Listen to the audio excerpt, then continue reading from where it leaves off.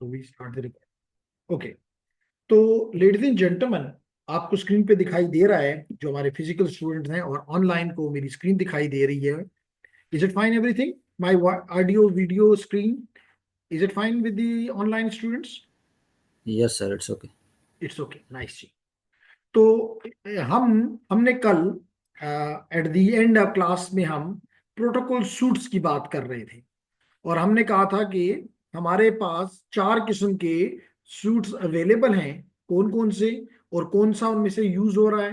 तो हमने उसमें कहा कि जी number one is about the OSI model. Number two हमने कहा टीसीपी/आईपी मॉडल।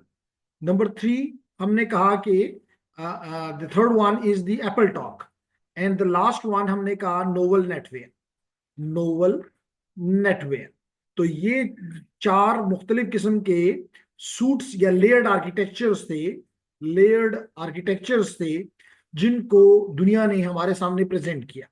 उसमें जो मॉडल सबसे ज्यादा वैलिड है, that is the TCP IP model, क्योंकि that has become A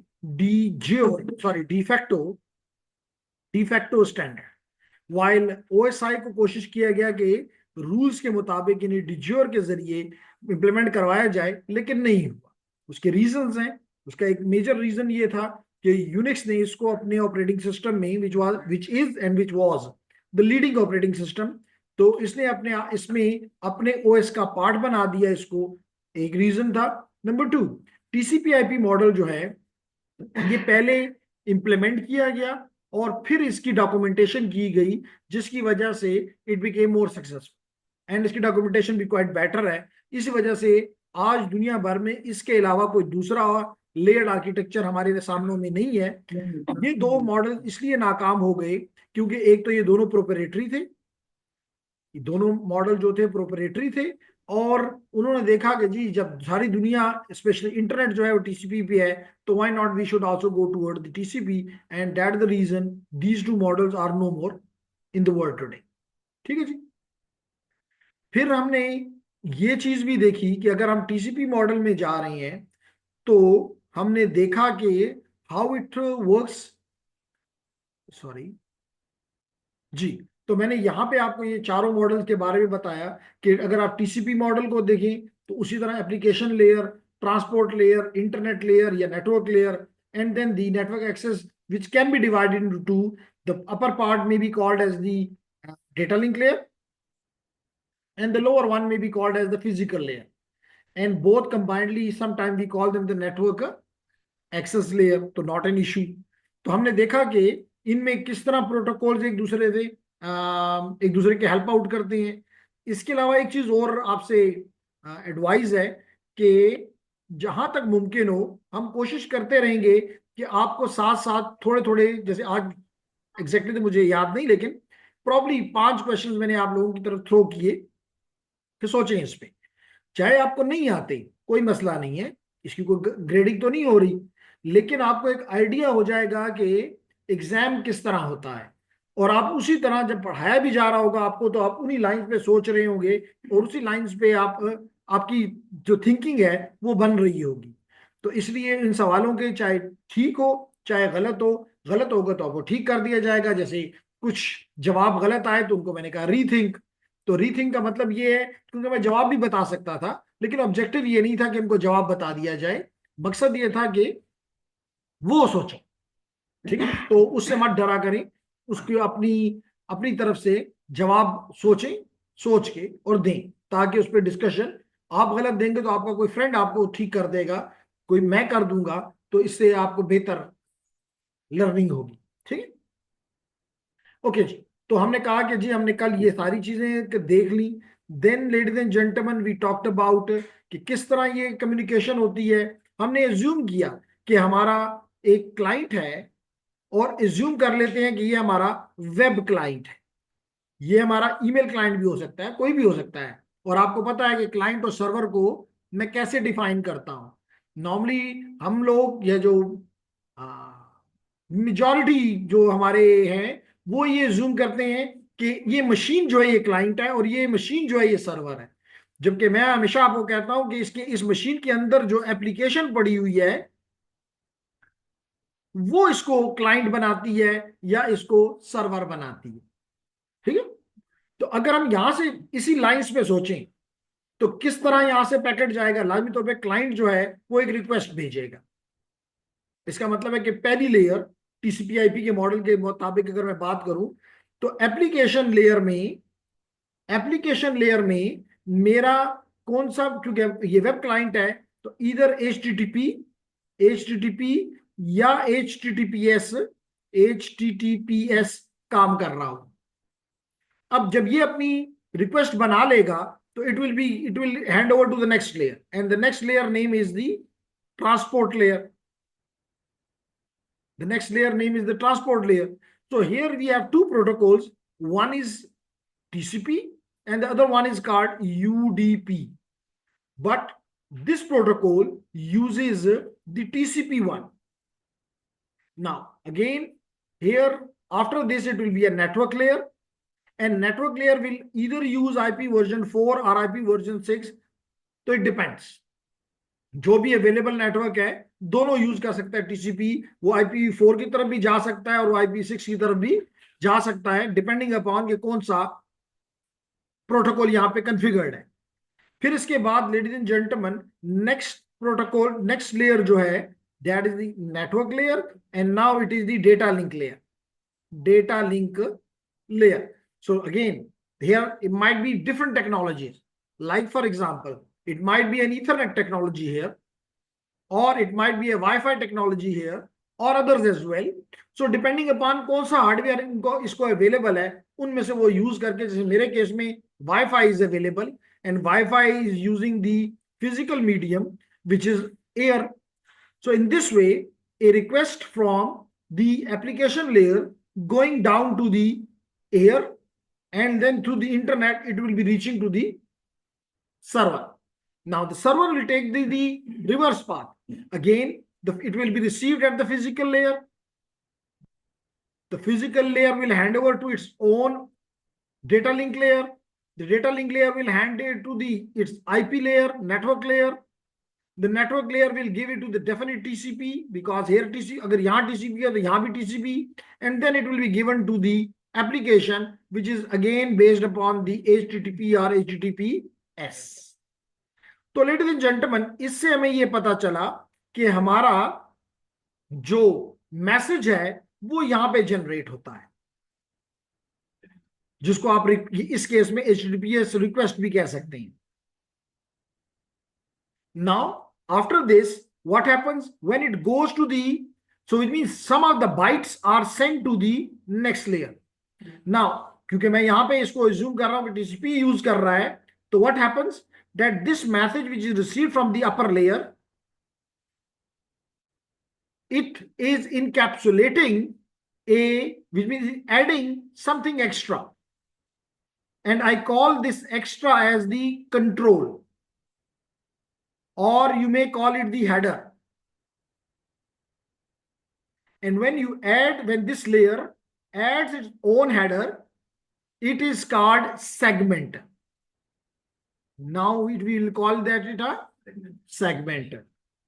Then this whole will go as a PDU, as a protocol data unit, to the next layer, and it will add its own, this IPv4 or IPv6 will add its own header to it, and this will be called as now IP datagram,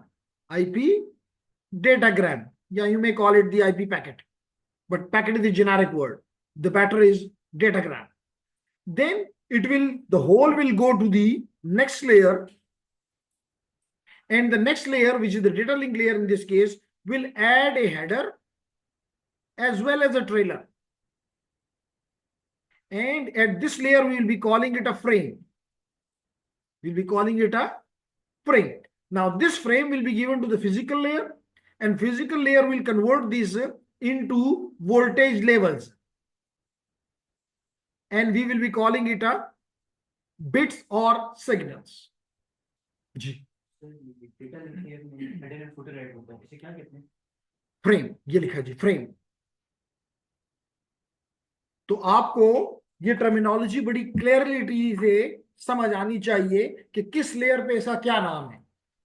क्योंकि जब आप specially research में इन होंगे तो आपको वहां पे इसी टर्मिनोलॉजी के साथ आपका इवन फील्ड में भी जाएंगे तो आपको इन टर्म से वास्ता पड़ेगा।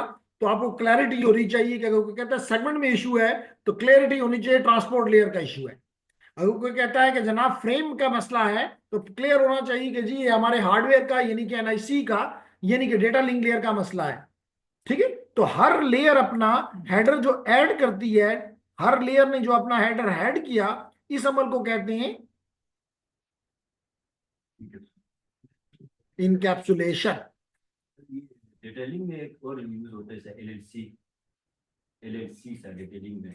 जी डेटा मैंने आगे जाके कल की क्लास में भी मैंने थोड़ा सा इसको डिस्कस किया था कि आपकी जो ये इथरनेट की या डेटा लिंक की लेयर है ये फर्दर दो में टूटी हुई है।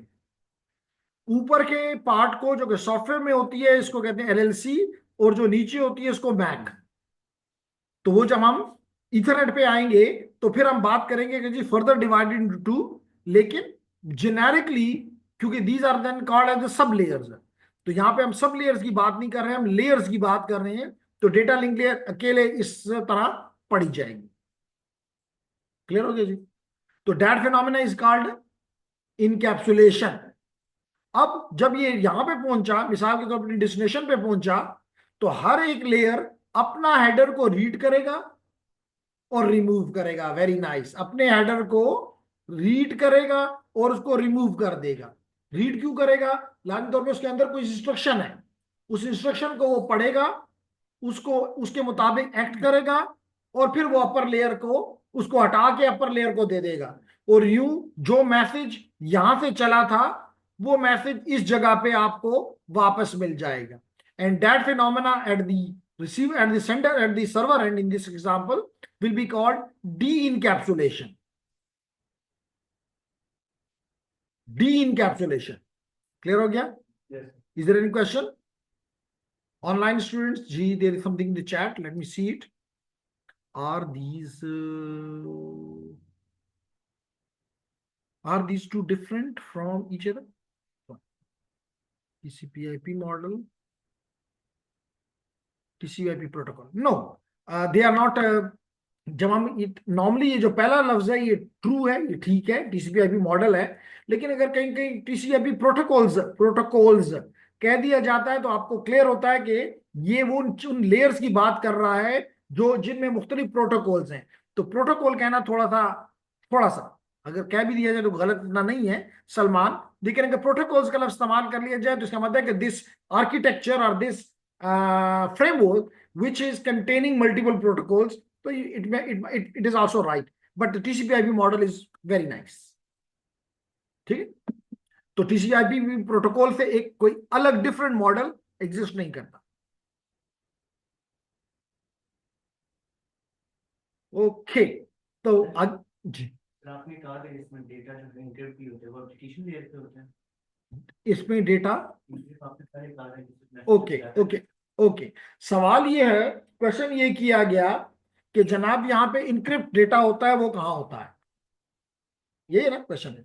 तो मेरा जवाब इसके बारे में ये है कि क्योंकि जब नेटवर्क बना था, जब नेटवर्क डिजाइन हुआ initially which is the IP network, तो उस वक्त security was not the in mind.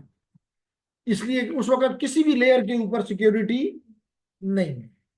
बाद में जब पता चला कि नहीं जी सिक्योरिटी तो एक इंपॉर्टेंट एलिमेंट है, तो फिर इसको मल्टीपल लेयर्स के ऊपर, अल्दो अगर इसको प्रॉपरली देखा जाए तो that need to be in your presentation layer.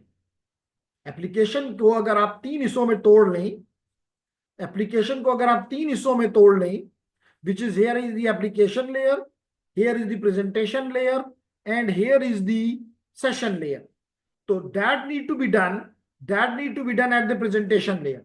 लेकिन क्योंकि ओएसआई में कोई प्रेजेंटेशन टीसीपी/आईपी मॉडल में कोई प्रेजेंटेशन लेयर नहीं है, तो it can be done in the application layer it means. लेकिन अब आज के दौर में किसी एक लेयर पे सिक्योरिटी इंप्लीमेंट करना is not a wise decision.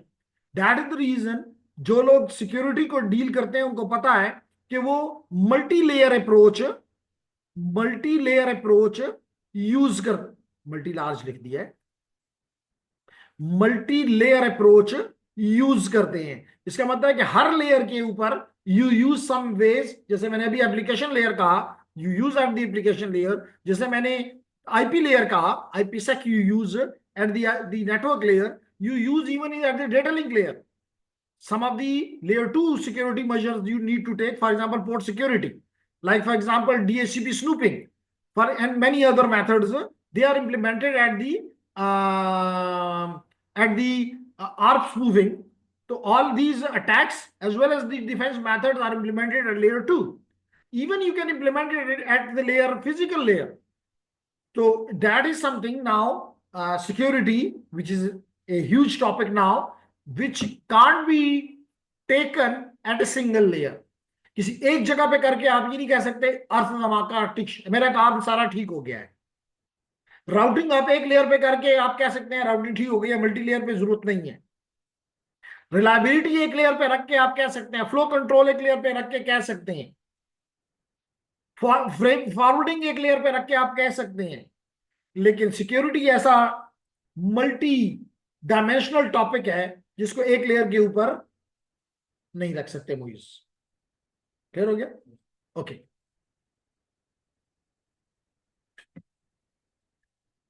जनाब, तो टीसीपी को फर्दर एक्सप्लेन करने के लिए मैंने कल की क्लास में ही बताया था कि here you have thousands of application. यहां तो चंद बताई गई है ना, लेकिन आपको नजर आ रहा है कि थाउजेंड ऑफ एप्लीकेशन है और हर एप्लीकेशन किसी डिफरेंट प्रोटोकॉल को यूज कर रही होती है। तो मिसाल के तौर पे आपको पहले से पता है जी, there is something in the chat, let me see it. नहीं, ये नहीं है, राशिद ज्यादा का है। ये जो हम IP addressing and other configuration करते हैं कौन सी लेयर पर होती है एक्चुअली? ओके जेंटलमैन, अगेन जब जैसे जो मुझे आपकी इससे समझ आ रही है, एक तो आपने डायरेक्टली नाम ले लिया आईपी एड्रेसिंग, तो लाजमी तौर पे इस वक्त आप नेटवर्क लेयर को डील कर रहे होते हैं, क्योंकि जब हम नेटवर्क लेयर पढ़ेंगे तो वहां आपको बताएंगे कि नेटवर्क हर लेयर की अपनी फंक्शनैलिटी है। तो one of the IP layer की, जिसको नेटवर्क लेयर कहते हैं या इंटरनेट लेयर कहते हैं, इसकी basic one of the basic functionality is giving name, यानी एड्रेसिंग। तो that at that time we are working at the network layer. इसका मतलब कि हम एक लेयर पे का कुछ और भी एग्जांपल दे दूं फिर आगे बढ़ता हूं। इसी तरह मिसाल के तौर पे आपने मैक एड्रेस तब्दील कर दिया, यानी मैक स्पूफ कर दिया, तो लाजमी तौर पे at that time you are working at layer 2। इसी तरह आप अपनी मर्जी की पोर्ट देते हैं अपने कम्युनिकेशन को राशि ज्यादा, तो उस वक्त इसका मतलब आप ट्रांसपोर्ट लेयर के साथ खेल रहे हैं। तो हम किसी एक लेयर के गुलाम, जब आप एप्लीकेशन लिख रहे होते हो, जब आप सॉकेट प्रोग्रामिंग या नेटवर्क प्रोग्रामिंग कर रहे होते हो, तो आप एप्लीकेशन लेयर पे काम कर रहे होते हो। तो हम किसी एक, इसी तरह जब आप कोई इनकोडिंग टेक्निक इंप्लीमेंट कर रहे होते हो तो आप फिजिकल लेयर को खेल रहे होते हो। तो हम गुलाम नहीं है, हम किसी भी लेयर पे काम कर सकते हैं। जी जेंटलमैन, राशिद ज्यादा, agreed or not? And if agreed or not, but what is the comment from Salman? Okay, Rashid Zada is confirmed, is agreed, but what is the feedback from someone who is working in the field?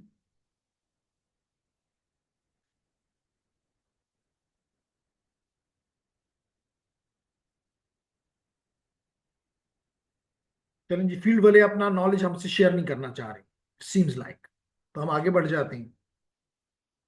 Okay, तो हमने कहा कि हमें अब DNS है।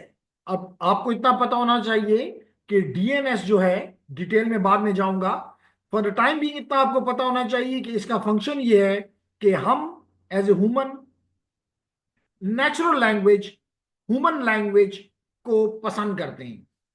जैसे netacad.com, जैसे कोई भी whatsapp.com वगैरह वगैरह, zoom.org, हम इनको पसंद करते हैं। अब होता क्या है, लेकिन हमारा कंप्यूटर जो है वो बाइनरी को पसंद करता है, वो बिट्स को समझता है, बाकी किसी को चीज को नहीं समझता। तो हम बेसिकली हमारा डीएनएस जो है इसका काम यह है कि हम इसको इंग्लिश देते हैं, यानी ह्यूमन रीडेबल चीज देते हैं, और ये हमें कंप्यूटर रीडेबल चीज कंप्यूटर को वापस कर देता है। ठीक है, तो इसको कहते हैं डोमेन नेम सर्विस। हम इसको उल्टा भी दे सकते हैं कि हम इसको आईपी दें और ये हमें नेचुरल लैंग्वेज का नाम दे दे, which is reverse DNS, which is reverse DNS. तो अब लाजमी तौर पे जब भी मुझे यहां पे मिसाल के तौर पे अगर मैं, जी there is something in the chat, okay, just there was a question from one of the student which I responded, and I just said, do anyone who is working in the field have some comment about the same? But I think Rashid Zada is agreeing, तो बाद में भी अगर आप इसको कोई add करना चाहें तो यू कैन। उनका क्वेश्चन ये था कि हम जब हम कॉन्फ़िगरेशन वगैरह चेंज करते हैं तो हम किस लेयर पे काम कर रहे होते हैं, तो मैंने उनको जवाब दिया कि हम सब लेयर पे काम करने की सलाहियत रखते हैं। आगे बढ़ते हैं। तो जेंटलमैन, हम बात कर रहे थे about the DNS. Yes, that's true, thank you. तो जेंटलमैन, इसी तरह ओके, मैं आपको प्रैक्टिकली क्या बताना चाह रहा था कि अगर हम मिसाल के तौर पे मैं यहां पे आ जाऊं और यहां पे आने के बाद यहां पे मैं कुछ भी लिख दूं, मिसाल के तौर पे google.com, तो अब मेरा कंप्यूटर, या gmail.com, तो कंप्यूटर तो जीमेल नहीं समझता, तो लाजमी तौर पे this request will go to the DNS and DNS will return the IP address of this. And the good example is, for example, if I write here, if I write here, जी, ping, for example, ping and www.netacad, metacad हो गया, netacad.com, and I enter, तो आपने देखा कि पहला ही काम इसने ही किया कि this English word has been changed by replaced, translated into this IP. ठीक है, and that translation is done by DNS. ठीक, similarly ladies and gentlemen, the other example, जी, ये रिवर्स हो सकता है, डायरेक्टली आईपी से यही आईपी सेम आईपी से एक्सेस कर सकते हैं नेट के थ्रू, क्योंकि जो आईपी हमने देते हैं जी जी, कोई डायरेक्टली ब्राउज़र से एक्सेस कर सकते हैं रिवर्स। यानी हम, आप ये कहना चाहते हैं कि हम इसको ये आईपी दें और ये हमें उसका, ये कहना चाह रहे हैं? जी बिल्कुल बिल्कुल, इसको कहते हैं रिवर्स डीएनएस। जी, इसी तरह लेडीज एंड जेंटलमैन, हम बात करना चाहते हैं अबाउट दी डीएचसीपी। तो डीएचसीपी आपको पता होना चाहिए, मतलब ये तो मस्ट पता होना चाहिए कंप्यूटर साइंटिस्ट को भी, कि अगर वो नेटवर्क इंजीनियर नहीं भी है तो उसको पता होना चाहिए these are something which is generic. ठीक है, तो DHCP is the dynamic host configuration protocol. अब इसका काम ये होता है कि हम अपने डिवाइसेस को दो तरह से कॉन्फ़िगर करते हैं, या तो हम उसे कहते हैं कि स्टैटिकली हम आपको आईपी देंगे, या हम उसे कहते हैं कि हम नहीं देंगे, आप अपने लिए आईपी खुद पैदा करें।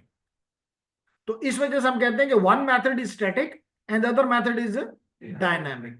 If we are interested in dynamic, then for IP version 4 there is only one way, and for IP version 6 how many? 3 ways. One is the Slack, AAC Slack only. The other one is Slack with stateless DHCP, and the third one is the stateful DHCP. Stateful DHCP. So these are the 3 methods on which dynamically we can get the IP. तो specially यहां पे जो DHCP की बात की गई है, that is from the perspective of the IP version 4. IP version 4 के आप एक प्रोसेस करते हैं जिसको कहते हैं दोरा। ये पब्लिक और प्राइवेट आईपी सेम टर्म है, लाइक डायनामिक एंड स्टैटिक, ये सेम टर्म है सर, पब्लिक और प्राइवेट आईपी जो हम कहते हैं जी, ये सेम टर्म है, लाइक स्टैटिक और डायनामिक आईपी की तरह। नहीं, स्टैटिक आप प्राइवेट आईपी की बात कर रहा हूँ जी। प्राइवेट आईपी की 3 रेंजेस हैं, सॉरी, और फिर मैं शायद आपके सवाल को अगर ना समझाऊं तो आप मुझे दोबारा वो रिपीट कर दीजिएगा। कि 3 रेंजेस हैं जिसपे हम बात करेंगे। अगर इन रेंजेस में से आप अपने कंप्यूटर को दे रहे हैं तो you are getting a private IP. इसके अलावा मां सिवाय चंद के, जिनको रिजर्व्ड आईपीज कहते हैं, उनको छोड़ दें तो all of them are the public IPs. ठीक है। अब डीएचसीपी को कोई खुदाई चीज बनी हुई तो नहीं है, आपने उसको आईपी रेंज देनी है। अगर आप उसको आईपी रेंज देंगे प्राइवेट से तो आपको प्राइवेट देगा, अगर आप उसको देंगे पब्लिक से तो आपको पब्लिक देगा। जैसे मिसाल के तौर पे अगर मैं आपको यहां पे दिखाऊं और यहां पे मैं इसको कहूं IP config/all, तो ये मुझे इसने ये आईपी दी दिया, ये आईपी दिया। अब ये आईपी प्राइवेट है, ये आईपी प्राइवेट है, क्योंकि अंदर लैंड्स के अंदर मोस्टली हम प्राइवेट आईपी यूज करते हैं। मस्ट नहीं है, अगेन किसी इल्हामी किताब में नहीं लिखा कि प्राइवेट इस्तेमाल करना जरूरी है, लेकिन फ्री है। तो मुफ्त की शराब तो काजी भी नहीं छोड़ता, काजी तो ऐसे भी नहीं छोड़ता।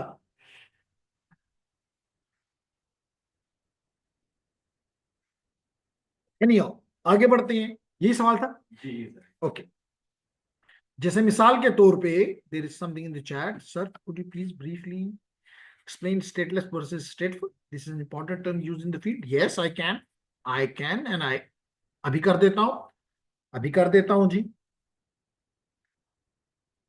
और फिर अगर ये मुझसे करवाना चाहते हैं तो मैं थोड़ा सा फिर इसको, ओके, इसको आपके सवाल को 1 मिनट के बाद जवाब देता हूं। ये मैंने लिखा हुआ था, इसको पहले पूरा कर लूं तो फिर ये रह जाएगा। ठीक है। सलमान का क्वेश्चन ये है कि आप ये यहाँ पे मैंने लिखा है कि स्टेटफुल और स्टेटलेस, कहते हैं जी ये जरा एक्सप्लेन कर दें।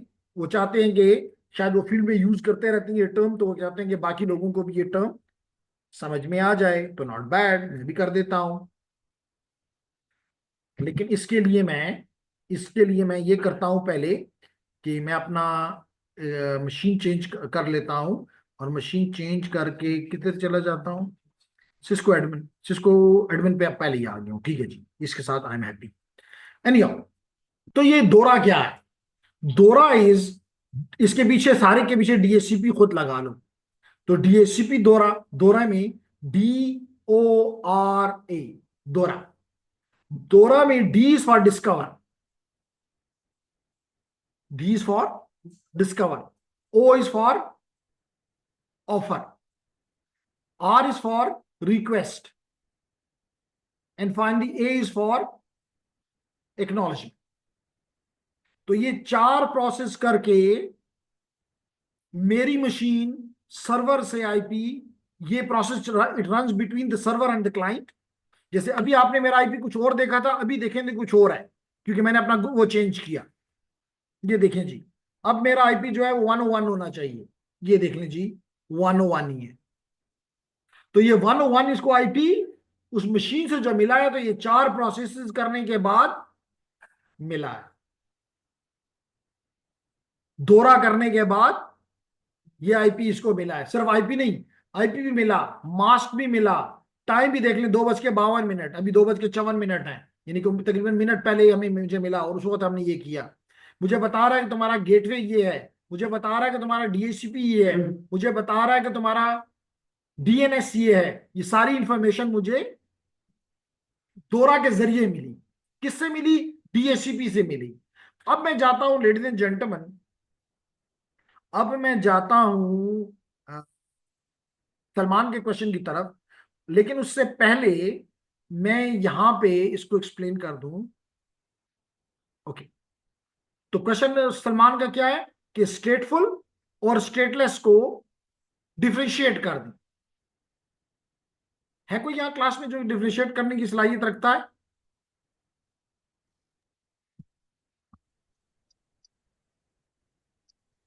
तो मुझसे ले लीजिए। मैं इस मशीन पे जा रहा हूं जो मेरा डीएचसीपी है, और आपको प्रैक्टिकली दिखाता हूं ताकि आपको याद रहे।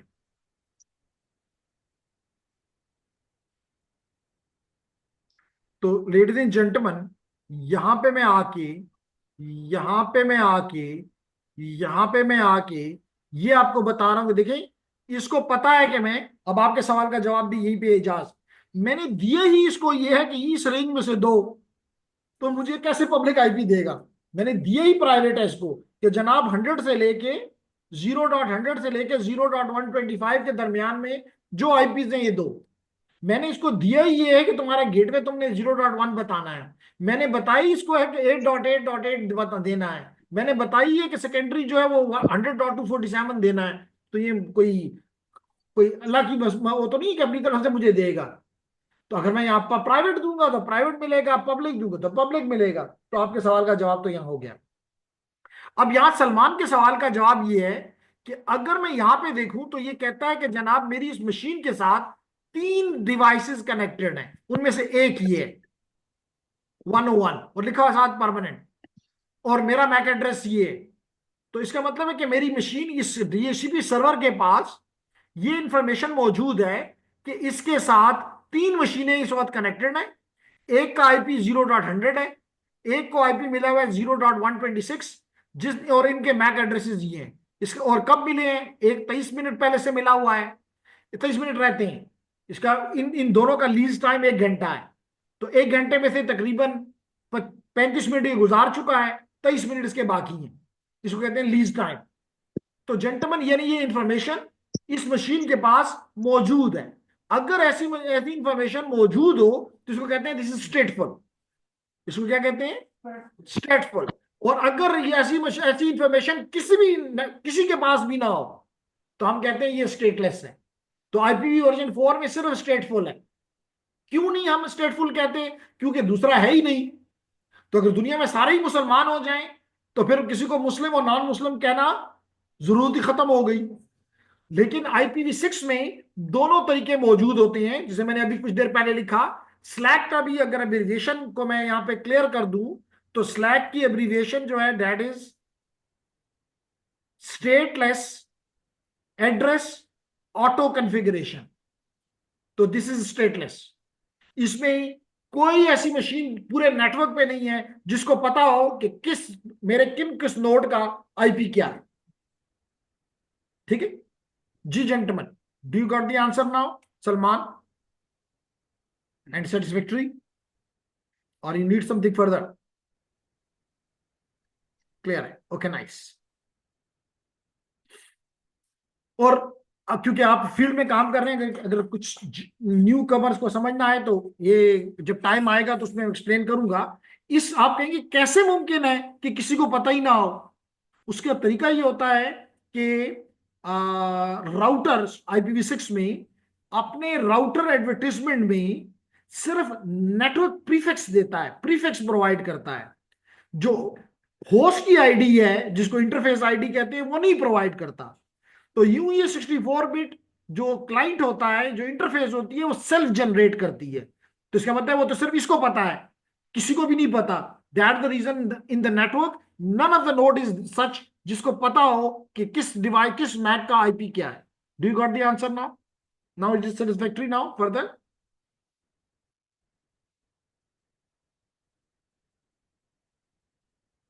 Okay nice.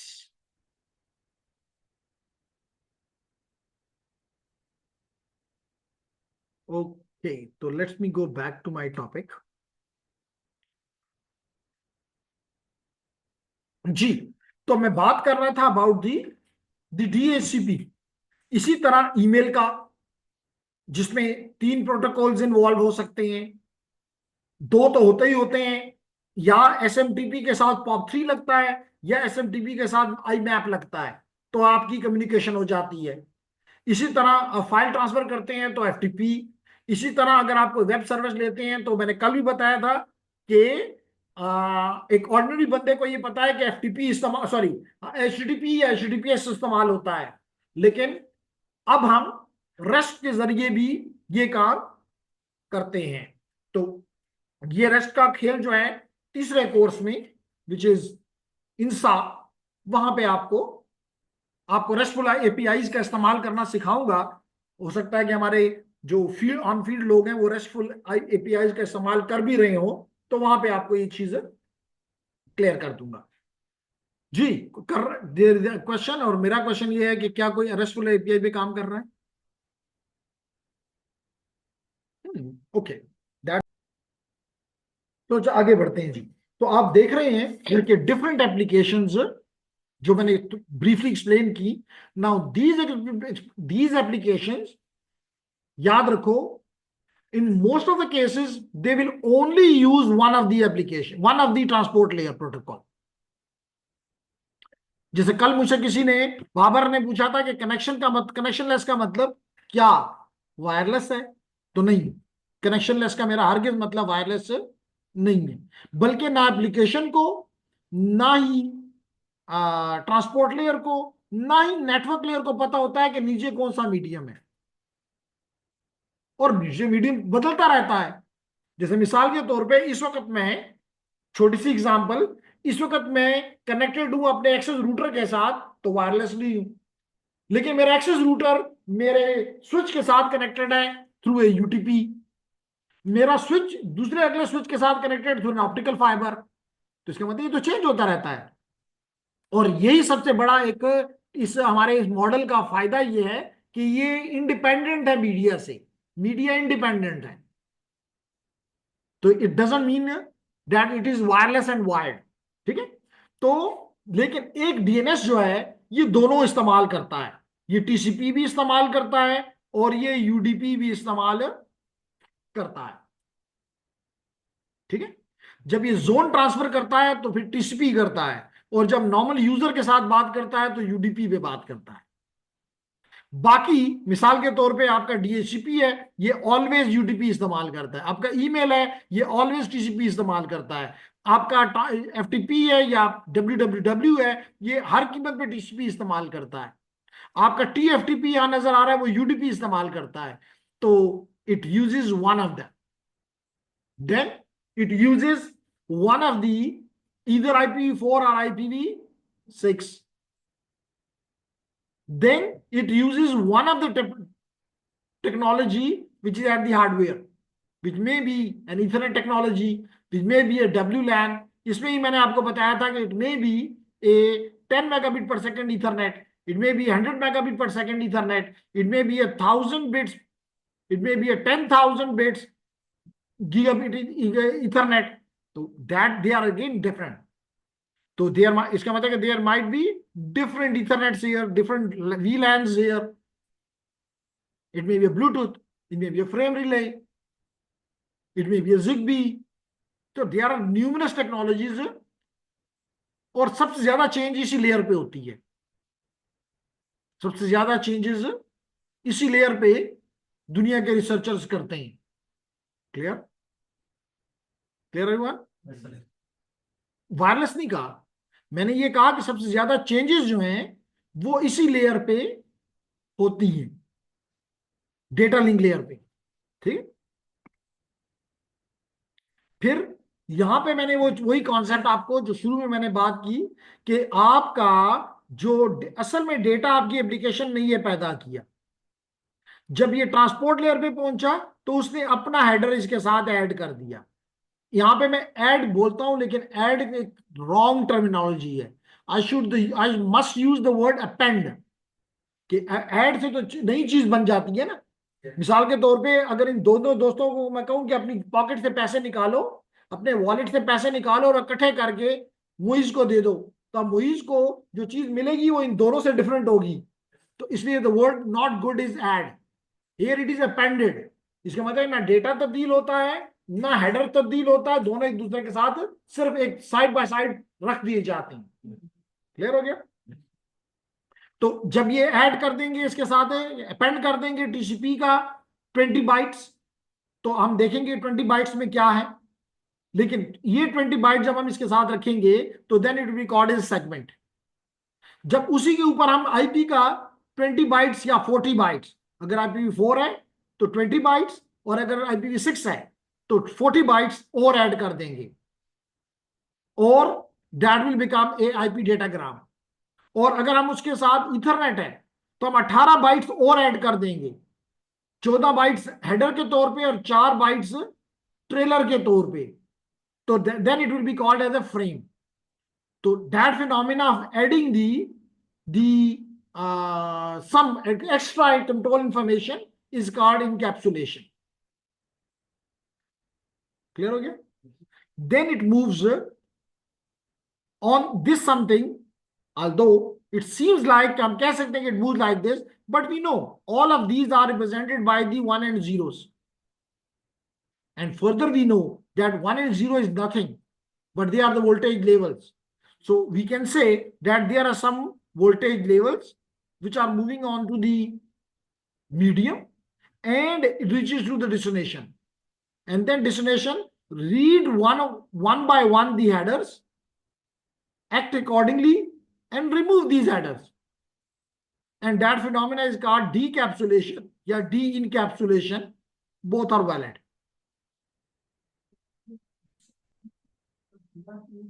ये हटाएगा, यानी यहाँ पे अगर जैसे मैंने कहा 14 बाइट्स यहाँ पे और 4 बाइट यहाँ पे ऐड हुए थे, 18 बाइट्स, वो 18 बाइट आपका हार्डवेयर हटा देगा। फिर ये 20 बाइट अगर लेट करो आईपी के ऐड हुए थे तो 20 बाइट हटा दिए जाएंगे। फिर यहां से टीसीपी के अगर 20 बाइट ऐड हुए तो 20 बाइट हटा दिए जाएंगे। अगर यूडीपी है तो 8 बाइट ऐड हुए थे, 8 बाइट हटा दिए जाएंगे।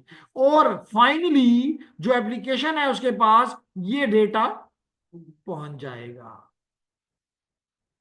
क्योंकि सेंडर एप्लीकेशन और रिसीविंग एप्लीकेशन वो सिर्फ इस डेटा के साथ इंटरेस्टेड है। क्लियर अनुमान? Okay. Then is the next topic is, ladies and gentlemen, standardization bodies. इसमें मैंने आज एक क्वेश्चन भी आप लोगों से पूछा था कि स्टैंडर्डाइजेशन ऑर्गेनाइजेशन, स्टैंडर्डाइजेशन बॉडीज क्या है। स्टैंडर्डाइजेशन बॉडीज ऐसी बॉडीज हैं वर्ल्ड वाइड जिनका मकसद, जिनका ऑब्जेक्टिव ये होता है कि वो एक ऐसा प्लेटफॉर्म दुनिया को दें जिसकी मदद से सबसे बड़ी जो रीजन होता है वो होता है कि इंटर ऑपरेबिलिटी आ जाए। ये लिखा भी है, इंटर ऑपरेबिलिटी आ जाए। जैसे मिसाल के तौर पे मेरे पास मेरा जो लैपटॉप है ये डेल का है, तो मुझे बाज लोग ये कहते हैं कि इसका मतलब है कि मदरबोर्ड डेल का होगा, रैम भी डेल की होगी, इसमें प्रोसेसर भी डेल का होगा, इसमें कीबोर्ड भी डेल का होगा। तो मैं कहता हूँ नहीं, ऐसी कोई बात नहीं है। इसमें मदर वो वाईफाई कार्ड जो है वो भी इसी कंपनी का होगा, यानी डेल का होगा नहीं। क्यों? क्योंकि चीजें अगर स्टैंडर्ड के मुताबिक बनाई जाए तो फिर हर कंपनी का आप पार्ट अगर उसमें ऐड कर दें, इट मेक नो प्रॉब्लम। जैसे मिसाल के तौर पे इसकी सबसे अच्छी एग्जांपल ये है कि अगर आप लेट करें कि आपके तमाम स्विचेस जो हैं वो तो बने हुए हैं सिस्को के हैं, लेकिन अगर आप उसके आगे हवावे का राउटर लगा देते हैं और आप अगर उसके आगे फोर्टीनेट की फायरवॉल लगा देते हैं तो कोई आपको नहीं कहेगा you did something wrong. It works. Why it works? because there is interoperability. Why interoperability? Because everyone is following the same standard. ठीक है? तो there is something in the chat, let me see it.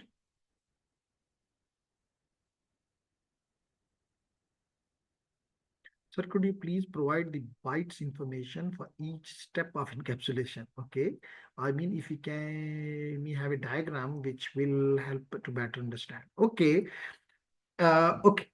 तो मैं ये बताता चलूं कि अभी मैंने सिर्फ मैं भी बता देता हूं, लेकिन अगर मुझे आप फिर ये कहेंगे 20 बाइट के अंदर क्या है, तो क्वेश्चन तो बनता है, लेकिन फिर वो अगला चैप्टर बन जाता है। तो इसलिए मैंने जस्ट आपकी इंफॉर्मेशन के लिए ये थोड़ा सा वो किया ताकि आपको पता चले कि मिसाल के तौर पे जब एप्लीकेशन लेयर देती है ट्रांसपोर्ट लेयर, तो ट्रांसपोर्ट लेयर में आपका अगर टीसीपी है तो ये 20 बाइट्स 20 से 6, अब आप ये क्वेश्चन भी बन सकता है ये 20 से 60 बाइट्स तक हो सकता है, लेकिन बाय डिफॉल्ट मोस्टली 99.99% 20 बाइट्स ही होता है। फिर अगर यूडीपी है तो 8 बाइट फिक्स नहीं। इसी तरह जब ये नेक्स्ट लेयर पे जाता है तो IPv6 भी हो सकता है और IPv4 भी हो सकता है। अगर IPv4 है तो फिर 20 से लेके 60 बाइट्स तक पॉसिबल है, लेकिन मोस्टली 20 बाइट्स ही आपको मिलेंगे। लेकिन अगर IPv6 है तो फिक्स 40 बाइट्स हैं। इसी तरह अगर आप नेक्स्ट लेयर पे चले जाएं तो डेटा लिंक लेयर आ जाएगी। अब डेटा लिंक लेयर में तो कोई बता ही नहीं सकता, क्यों नहीं बता सकता कि मल्टीपल टेक्नोलॉजीज हैं। लेकिन अगर ये इथरनेट है तो फिर 18 है, 14 का हेडर और 4 का ट्रेलर। अगर ये वाईफाई है तो 2304 नहीं, इसका भी फिक्स नहीं हो सकता, क्योंकि यहां पे ये इंफ्रास्ट्रक्चर बेस्ड भी हो सकता है और वाई और एडहॉक भी हो सकता है। तो जो हेडर का साइज होता है वो बदल जाता है, कहीं पे हम 4 एड्रेसेस लगाते हैं, कहीं पे हम 3 एड्रेसेस लगाते हैं। तो अगर मैं इस डिटेल्स को, इसलिए मैंने थोड़ा सा अभी एक्सप्लेन नहीं किया ताकि कंफ्यूजन ना बने। Do you got the answer now Salman?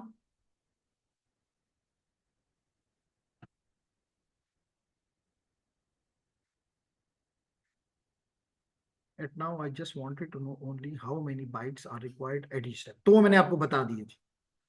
आपका अगर ये क्वेश्चन है जो कि स्क्रीन पे दिखाई दे रहा है, तो वो मैंने यहाँ पे हर हर एक उस पे जाके बता दी। एनी तो नेक्स्ट क्वेश्चन ये है, सॉरी, तो एक तो हो गया इंटरऑपरेबिलिटी, ये क्योंकि आपका स्टैंडर्ड सेम है और बॉडी भी सेम है।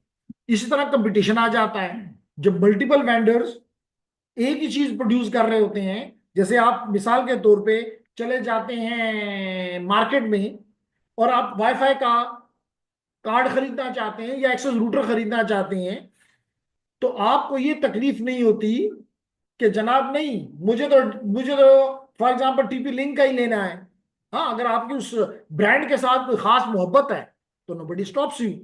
लेकिन मोस्टली आपकी ब्रांड के साथ अगर नहीं होती तो आपको वो कहता है जी ये लिंक्सिस का है, ये जो है टीपी लिंक का है, ये जो है डेटा लिंक का है, ये सिस्को का है, ये हवावे का है।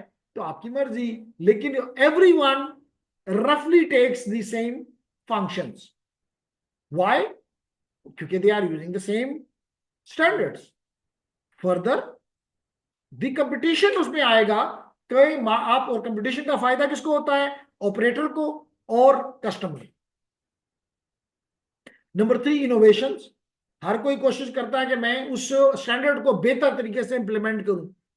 एक चीज और बताऊं कि लेयर के अंदर जो फंक्शनैलिटीज होती हैं, लेयर के अंदर जो फंक्शनैलिटीज होती हैं वो डिफाइन करता है स्टैंडर्ड। लेकिन how you will be implementing these functions, you are free. And here come the novelty, innovation. यानी ये नहीं है कि स्टैंडर्डाइजेशन बॉडी आपको पूरा कोड लिख के दे देती है कि जनाब आप हार्डवेयर बना रहे हो या तुम नेटवर्क बना रहे हो तो तुम ये वाला कोड जो है यहां पे डालोगे तो बस तुम्हारा काम होगा। नहीं, how you implement, totally your choice. Even आप ये भी कर सकते हैं कि कहें कि जी मैं स्टैंडर्ड को भी फॉलो करता हूं और मैं प्रोप्राइटरी भी साथ रखता हूं, क्योंकि ये प्रोप्राइटरी मुझे सोल्यूशन मुझे औरों पे मकबूल कर देंगे, तो मैं कंपटीशन वाइज उनको बीट कर दूंगा। You can. Similarly ladies and gentleman, standardization की जो ऑर्गेनाइजेशन होती हैं, तो ये 3 एडवांटेज हैं कि आप प्रोप्राइटरी पे ना जाएं, आप ओपन पे जाएं। और ओपन स्टैंडर्ड कौन देता है? जैसे IEEE। जैसे मिसाल के तौर पे मैंने कल ही कहा था 802.3 is from IEEE। Ethernet 802.11 again WiFi. 802.5 token ring. 802.15 Bluetooth. 802.4 15.4 ZigBee. तो ये all the standards are coming from, नहीं मैं नहीं कह रहा कि ऑल दी स्टैंडर्ड, यानी the one which I mentioned here only, they are all from the IEEE। इसी तरह some standards come from the ITU, like your OSI model which came from the ISO plus the ITU, and the end result is OSI। IETF, EIA, TIA, specially आपकी cabling में TIA और EIA का काफी role है, हम पढ़ेंगे। तो कहने का मकसद है, इसी तरह आयाना और ICANN, ये आपके IPv4 और IPv6 एड्रेसेस को, इसके अलावा डोमेन नेम्स को, इसके अलावा पोर्ट नंबर्स को ये मैनेज करते हैं। Got it? समझ आ रही है? तो फायदा क्या है स्टैंडर्डाइजेशन का? एक तो स्टैंडर्डाइजेशन बॉडीज हमेशा वेंडर न्यूट्रल होती हैं या होनी चाहिए, यानी कि वो किसी खास वेंडर को सपोर्ट ना करें, बल्कि वो ऐसे सॉल्यूशंस लाएं, स्टैंडर्डाइजेशन करें, लेकिन पीछे फिर भी या तो एकेडेमिया होती है या वेंडर्स होते हैं। तो कहना तो नॉट बैड के वेंडर न्यूट्रल, लेकिन थोड़ा सा मुश्किल है, क्योंकि बनाने वाले ही या तो एकेडेमिया या फिर vendors like siemens, like Cisco, like Nokia. Clear हो गया? ओके। दूसरा, इनका मकसद पैसा बनाना नहीं, तो नॉन प्रॉफिटेबल है। इसके अलावा established to develop and promote concept of open. तो ये किसी को सोल्यूशन, ये स्टैंडर्ड नहीं देते कि प्रोप्राइटरीज को इस्तेमाल करो, वो कहते हैं नहीं, it is open for all, her company जिसका दिल चाहे इसको इस्तेमाल है। ठीक है।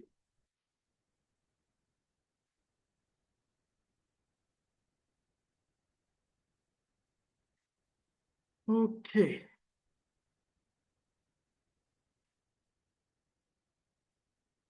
जना, तो इसी तरह और इंटरनेट स्टैंडर्डाइजेशन बॉडीज के नाम हैं, जैसे मिसाल के तौर पे अभी मैंने कहा about the internet society, internet architecture board, इसी तरह IETF।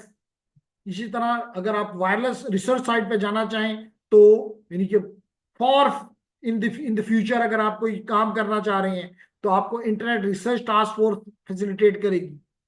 अगर आप नियर फ्यूचर में देखना चाहते हैं तो आपको internet engineering task force facilitate करेगी। ठीक है।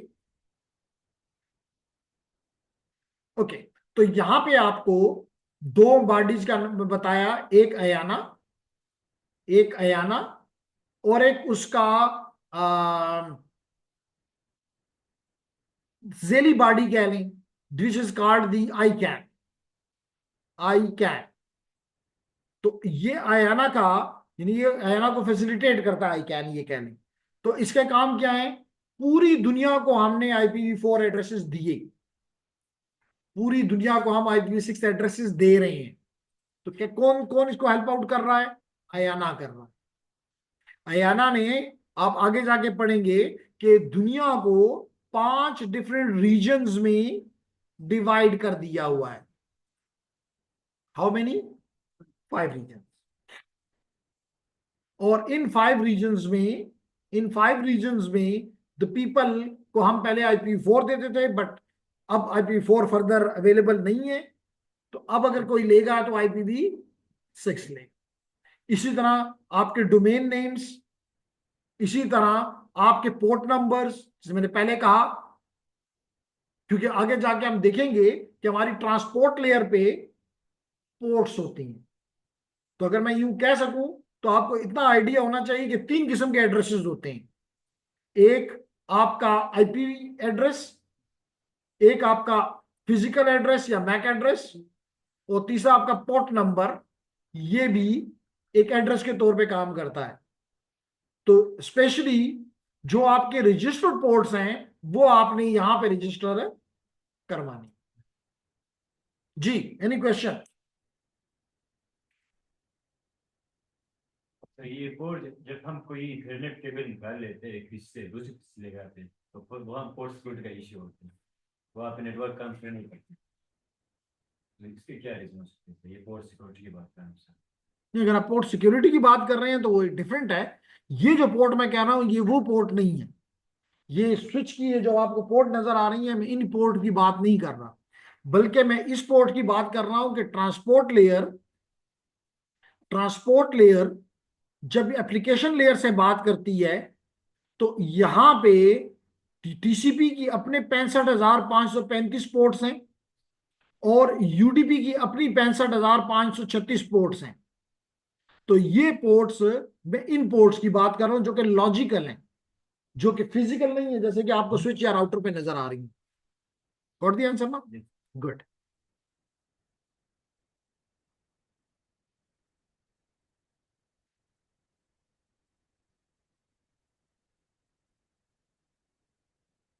Again, some bodies, standardization bodies like EIA, IEEE, similarly your EIA, TIA, similarly your ITU-T, ITU-R।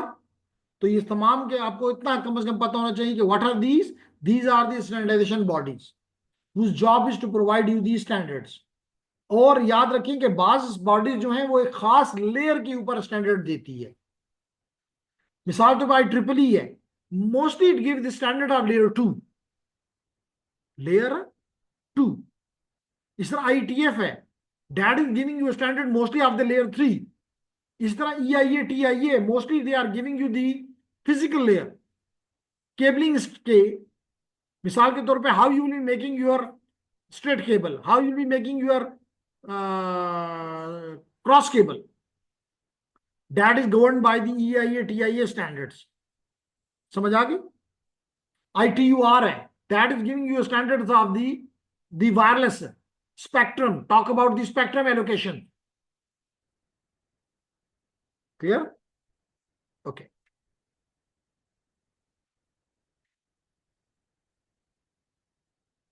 Okay.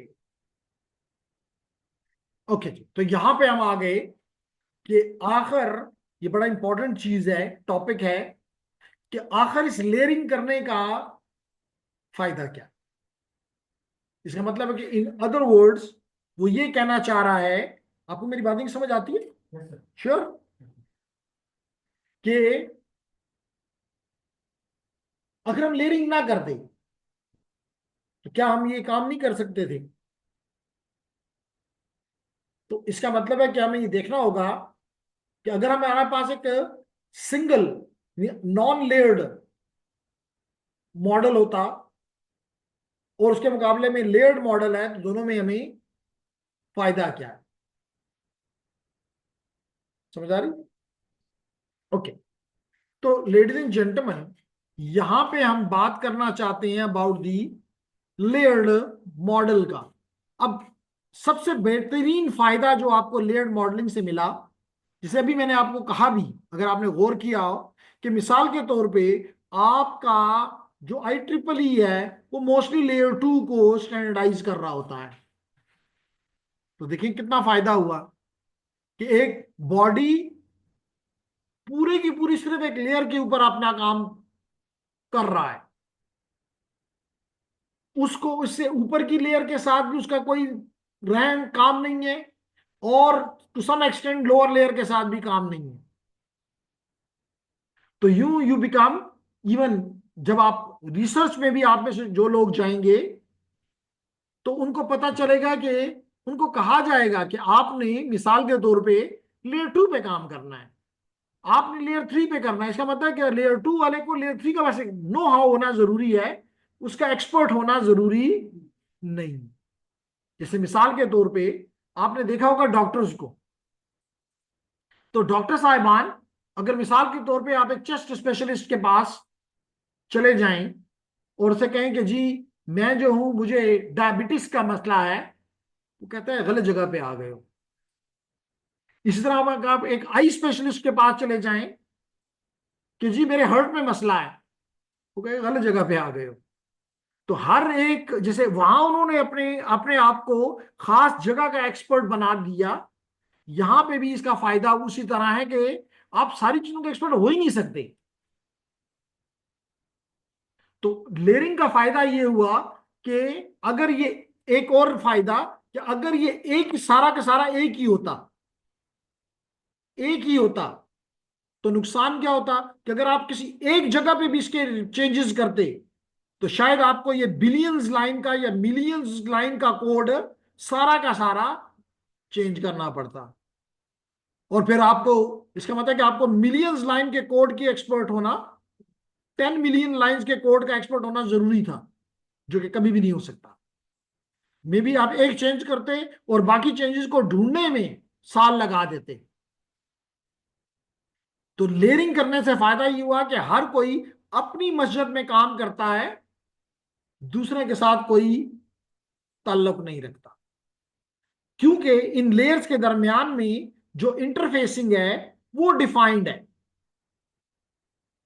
यानी कि इसने, इस लेयर ने जो चीज नीचे की लेयर को देनी है दैट इज डिफाइंड, जिसको हम इंटरफेस कहते हैं। इंटरफेस डिफाइंड है, how it produce, it is totally the choice.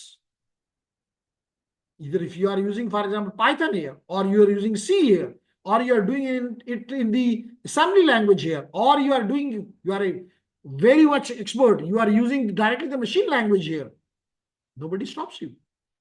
जो मर्जी करते हो करो, get the better results and give it to the next layer. Next layer को ये नहीं पता कि ऊपर ने कैसे किया, क्या उसने डायरेक्टली कोई हाई लेवल लैंग्वेज यूज की, या उसने, वो बहुत एक्सपर्ट था, उसने हाई लेवल लैंग्वेज का इस्तेमाल नहीं किया, he went directly to the assembly language, और उसने डायरेक्टली जाके उसको ऑप्टिमाइज कर दिया, 1 and 0 में जाके मशीन लैंग्वेज में जाके कर दिया, कोई आपको नहीं रोकता। इस तरह आपका प्रोडक्ट और आपको दूसरों पे एज लेने का, आपकी एक्सपर्टी बिकती है, इन अदर वर्ड्स। क्लियर? तो लेडीज एंड जेंटलमैन, फायदा क्या हुआ कि अब इसकी मिसाल मैं ये देता होता हूं कि अगर आपको एक 20 मंजिला इमारत बनानी हो तो it might take an year और इवन मोर, लेकिन या अगर आप, ये पॉसिबल होता कि हर एक को अलग अलग आप बनाते और फिर एक दूसरे के ऊपर रख लेते, तो दैट वाज वेरी इजी। तो यहां पर भी हर कोई अपनी अपनी लेयर पे काम कर रहा है, उसको ये गम नहीं है कि मैंने अपनी लेयर में तब्दीली की तो बाकी सबके मसले हो जाएंगे। तो these are the benefits, advantages of the layer architecture. Not clear Moiz जी? क्लियर है? Yes. हर एक प्लेयर का एक सिक्योरिटी प्रोफेशनल भी होता है, हर एक का security professional. Okay, the question है कि जी क्या फिर हर एक का, हर लेयर का सिक्योरिटी, तो मैंने कहा कि security by default TCP IP stack का मसला नहीं है, वो इनहैंसमेंट से चीजें लाई गई। तो इसलिए अगर आप इवन ओएसआई मॉडल को भी देखें तो उन्होंने सिर्फ उसको प्रेजेंटेशन लेयर में बताया, बाकी कहीं भी नहीं बताया। तो बाकी आपको, अगर आप देखेंगे मिसाल के तौर पे, एक एग्जांपल, अगर आप मिसाल के तौर पे वाईफाई में सिक्योरिटी ला रहे हैं, तो वाईफाई वाला तो हार्डवेयर है, इसका मतलब कि वो नेटवर्क डेटा लिंक लेयर के ऊपर, डेटा लिंक लेयर के ऊपर सिक्योरिटी लाएगा। कैसे लाएगा? मिसाल के तौर पे पहले वो यूज कर रहा था नो, नन, कोई सिक्योरिटी नहीं, मुझे क्या जरूरत है सिक्योरिटी की। फिर उसने कहा नहीं जी सिक्योरिटी तो होनी चाहिए, उसने WEP ले आया। फिर उसने कहा नहीं ये तो बड़ा कमजोर है, अल्दो के इसने दावा तो ये किया था WEP ने कि it is wired equivalence protocol, यानी ये इतना सेफ है, जिस तरह के आप तार से कुछ चीज गुजार रहे हो और कोई दूसरा नहीं पढ़ सकता, इतना ये पकड़ सकता, ये इतना सिक्योर है। लेकिन बाद में पता चला कि ये चंद मिनट की मार है, ये चंद मिनट की मार है। तो इसलिए then came the WPA, then came the WPA2, and in the very near past we got the WPA3। तो अब इसका मतलब कि हर लेयर पे फिर उसकी अपनी फंक्शनैलिटीज के साथ साथ प्लस में सिक्योरिटी के फीचर ऐड करने पड़ेंगे।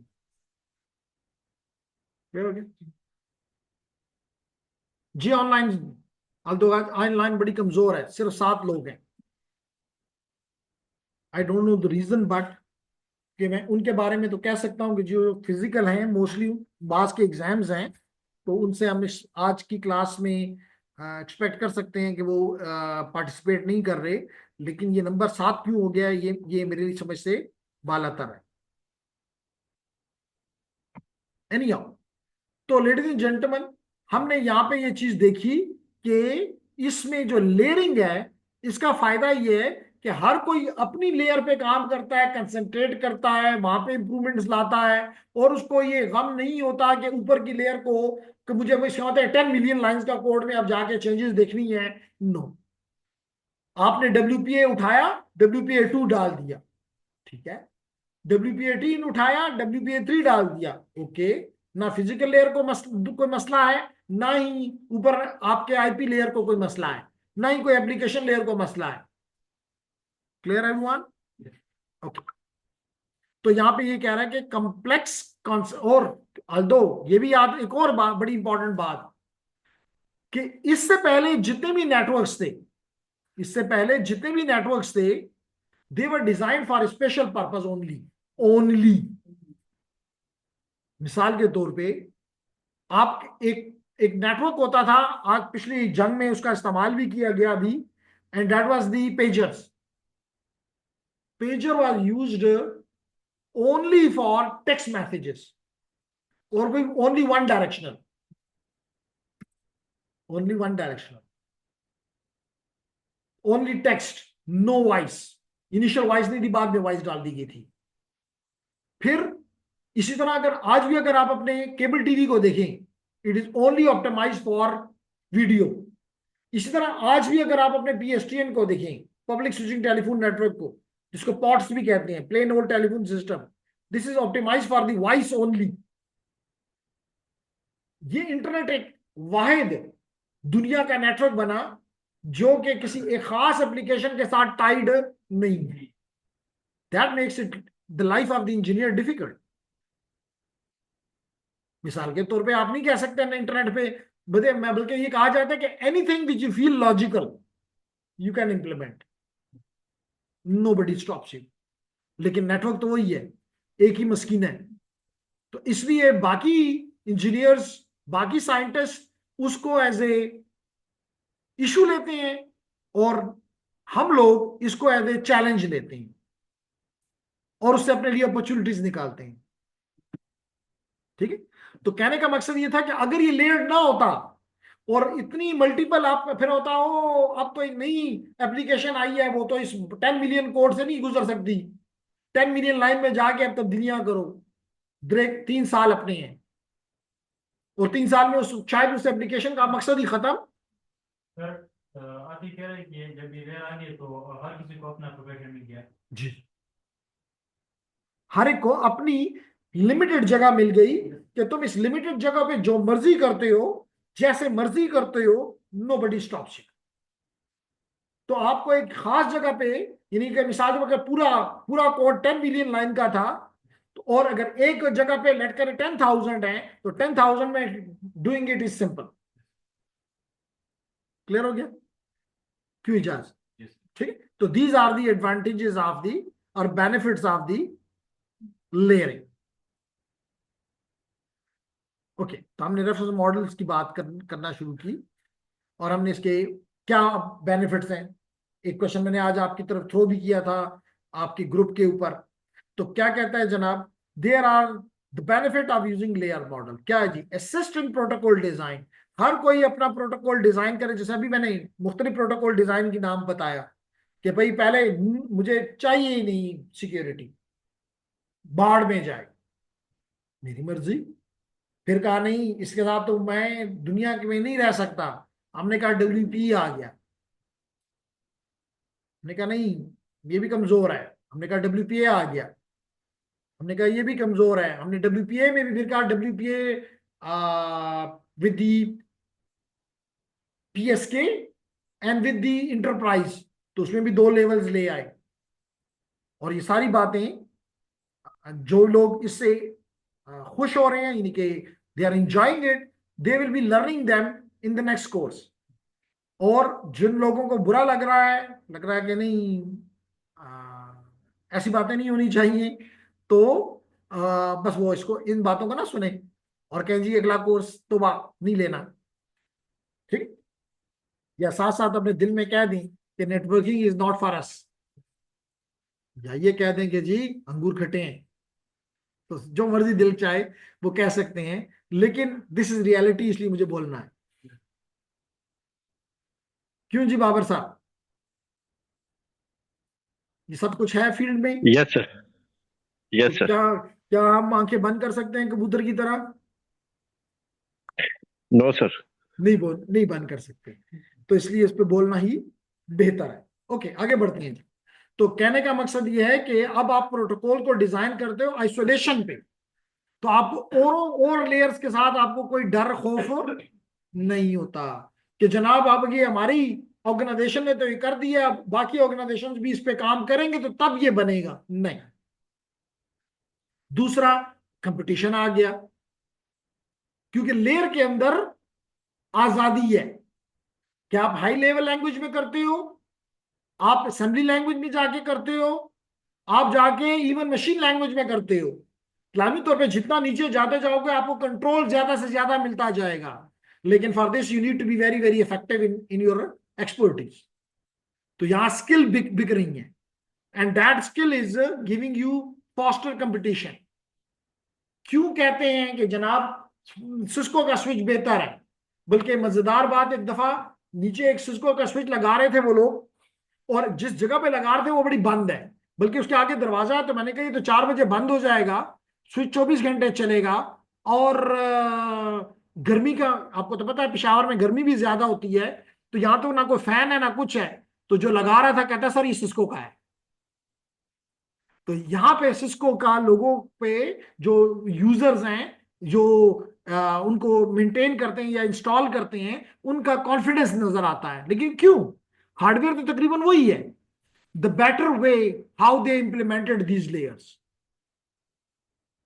तो that faster competition, because products from different vendors can work together, then prevent technology or capability changes in one layer from affecting other layers। एक लेयर में आपने चेंजेस की, दूसरी लेयर पे तो कोई फर्क नहीं पड़ा।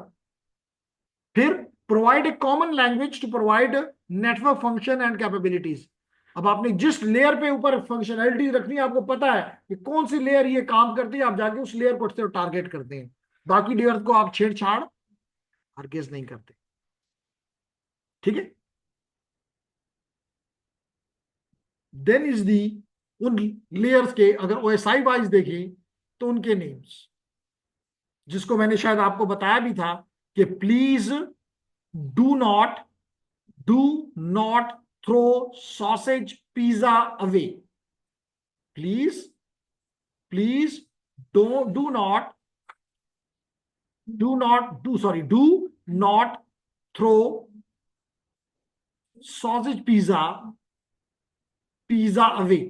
तो अगर आप ये याद रख लें, तो अगर, क्योंकि बाजू का हमारा ख्याल ही होता है कि बस 7 नाम याद कर लूं, it's enough. No, 7 names in an order.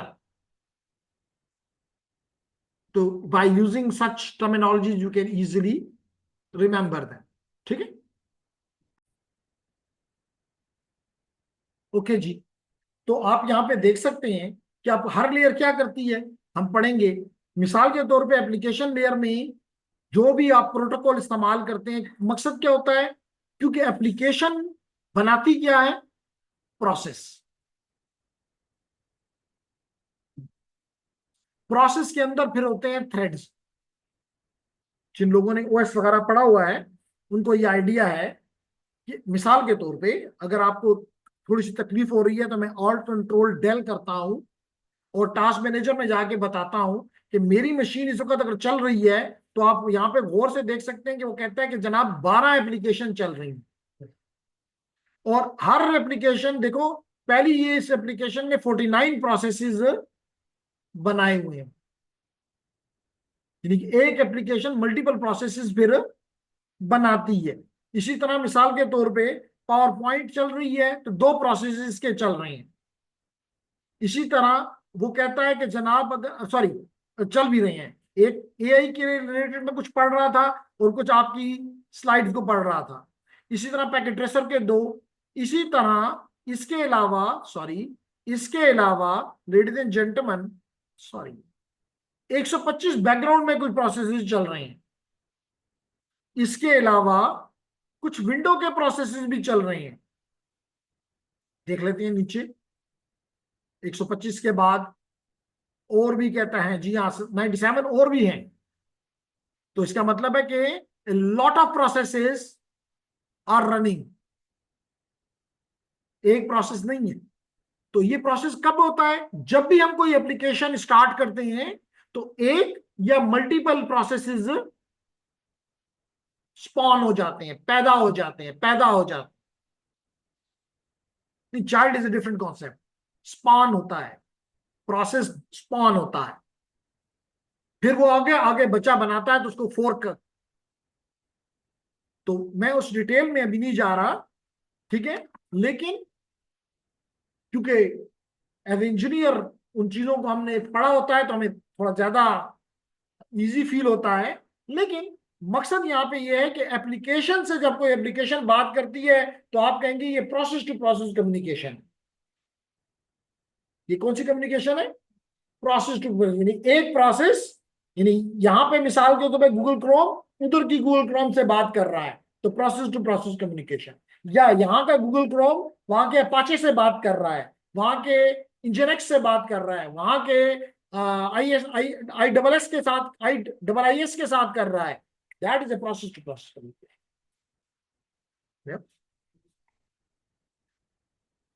लेकिन अगर कहीं मुश्किल फील हो तो बात कर सकते हैं। फिर प्रेजेंटेशन लेयर के आप देखेंगे कि 3 काम है, although we are not using it.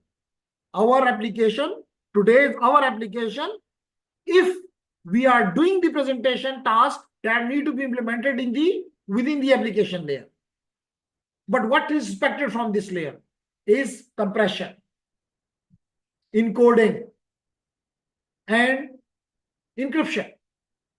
All of these functions, if needed, must nahi hai. If needed, will be implemented if we are going for the OSI model, which is never implemented.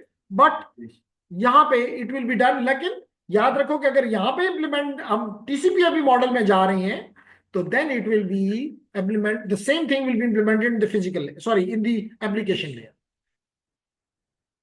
Then is the service layer.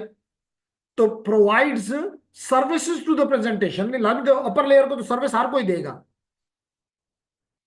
मिसाल तुम्हें vice chancellor है तो vice chancellor के नीचे pro vice chancellor है जो कि उसको सर्विस प्रोवाइड करता है। प्रो वाइस चांसलर के नीचे रजिस्ट्रार है मिसाल के तौर पे, डीन है मिसाल के तौर पे, वो इसको सर्विस प्रोवाइड करते हैं। तो वो तो हर लेयर करती है। इसका प्रेजेंटेशन लेयर आप कह सकते हैं provide services to the application layer. Okay, then transport layer क्या करती है? सेगमेंट करती है डेटा को, छोटे पीसेस बनाती है। क्यों बनाती है बात करेंगे। फिर उसको जब तोड़ती है तो जोड़ेगी भी, फ्लो कंट्रोल करती है, रिलायबिलिटी लाती है, बहुत सी चीजें। Then it talks about the network layer.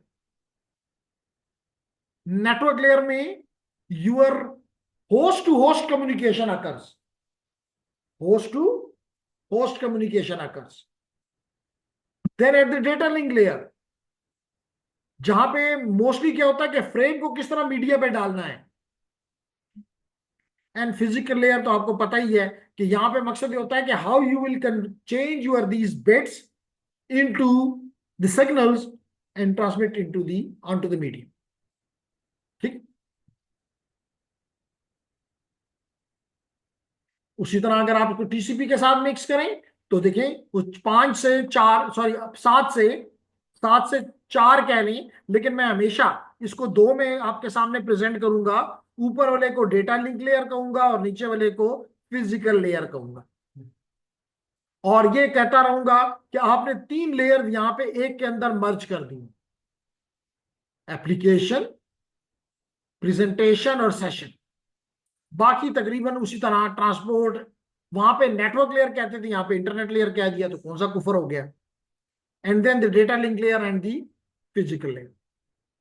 Clear? And if you compare these two, ladies and gentlemen, so here is the comparison. As I said, the 3 layers combinedly equal to the application layer in the TCP/IP model. Then similar is the transport layer. Similar is the internet or network layer. Similar is the data link layer here and the physical layer here.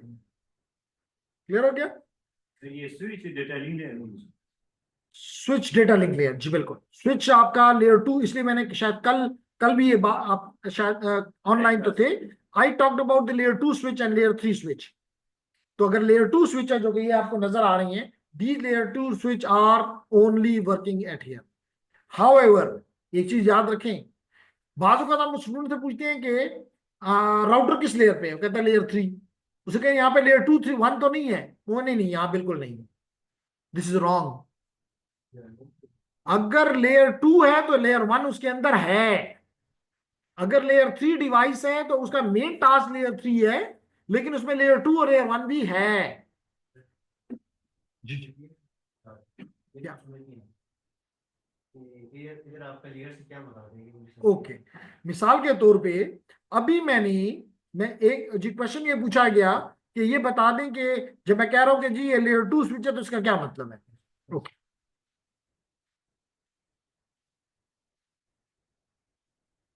तो gentleman इसके लिए मैं एक कदम पीछे चला जाता हूं।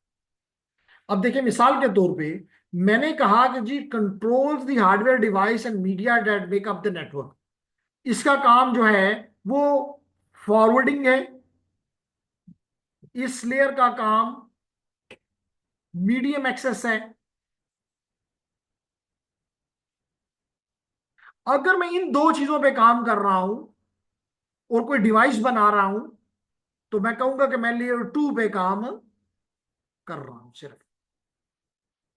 इसी तरह अगर मैं बेटर पाथ्स की तलाश में हूं from the source to destination which is called routing, इसका मतलब है कि मैं लेयर 3 के ऊपर काम करने में इंटरेस्टेड हूं। तो वो बॉक्स जो ऊपर यहाँ पे लगा हुआ, मिडिल में दो लगे हुए हैं, आपको नजर आ रहे हैं, बॉटम पे दो।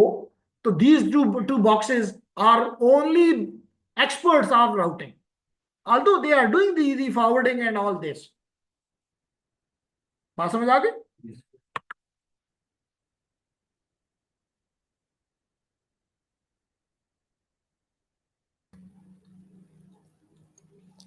Sir one question. जी मुजम्मिल।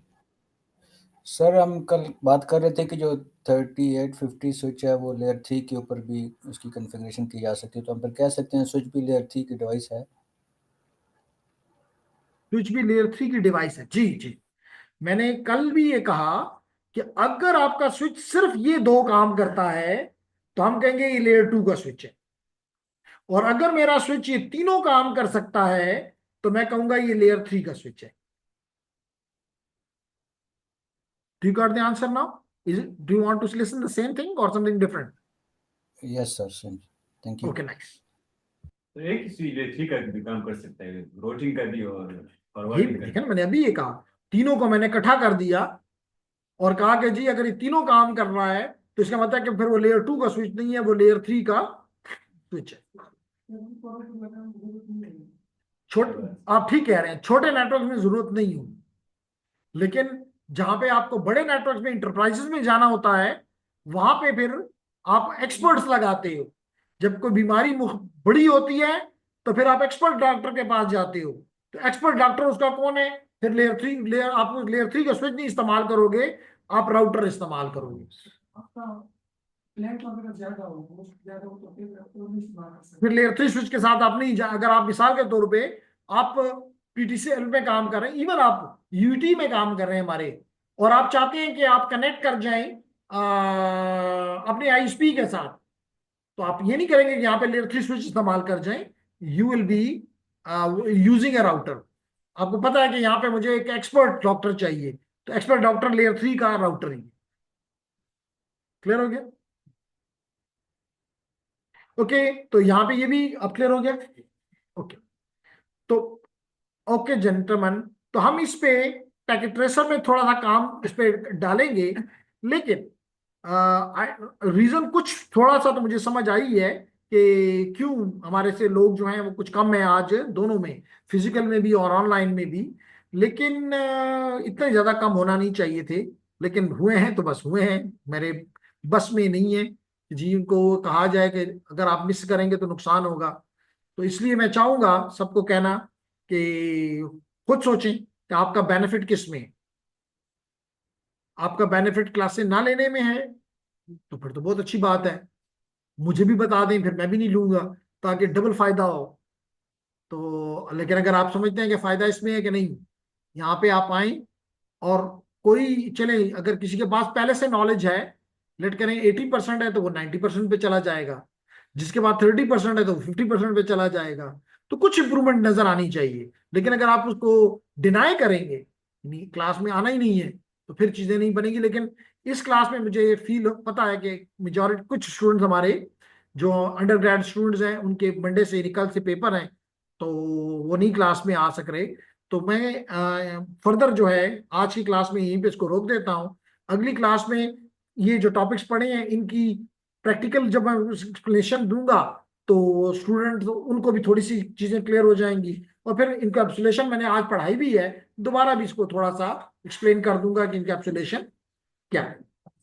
तो कोई क्वेश्चन अगर ऑनलाइन स्टूडेंट की तरफ से है, क्योंकि 11 से माशाल्लाह ये 6 पे आ गए हैं, सॉरी 10 से 6 पे आ गए हैं, तो एनी हाउ फिर भी हम इनसे पूछेंगे आपका कोई क्वेश्चन है?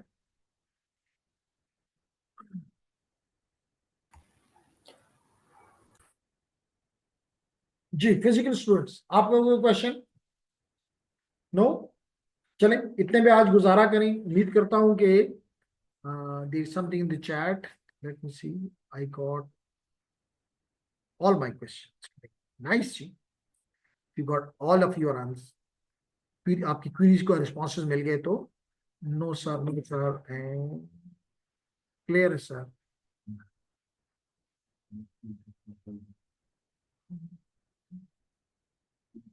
क्लियर है, नेटवर्क इशू है सवात में जो, इसलिए मसला है network up and down, class लेने में मसला है ड्यू टू वेदर कंडीशन। चलें जी, अल्लाह बेहतर करे।